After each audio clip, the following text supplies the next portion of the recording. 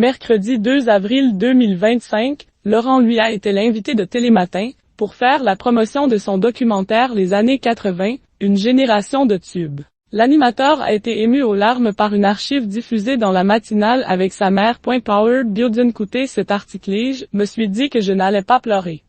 La voix tremblante, Laurent Luyat au bord des larmes en direct 002.00. C'est Laurent Luyat qui était l'invité de la matinale de France 2, Télématin, mercredi 2 avril 2025. L'animateur en a profité pour faire la promotion de son documentaire Les années 80, une génération de tubes. Mais il a également été touché par certaines archives diffusées dans l'émission, dont une qui remontait à 2016 lors de la dernière de Village Départ. Ce jour-là, son ami Cyril Ferraud lui avait fait une belle surprise en invitant sa mère à l'appeler en direct. « Allô, c'est maman ?» pouvait-on ainsi entendre.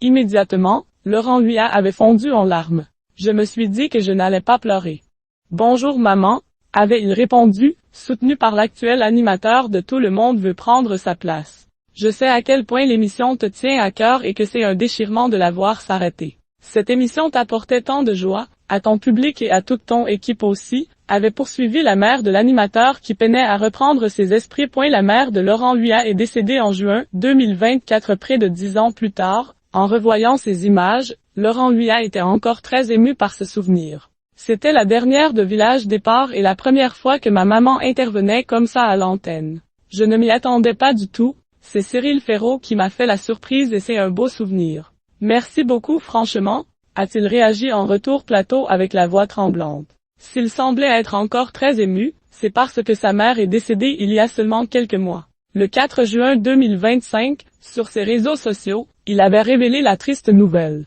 On aime sa mère presque sans le savoir, sans le sentir, car cela est naturel comme de vivre, et on ne s'aperçoit de toute la profondeur des racines de cet amour qu'au moment de la séparation dernière, avait-il écrit en citant Guy de Maupassant. Quelques jours plus tard, il s'était absenté de la présentation du tournoi de Roland-Garros pour assister aux obsèques de la première femme de sa vie.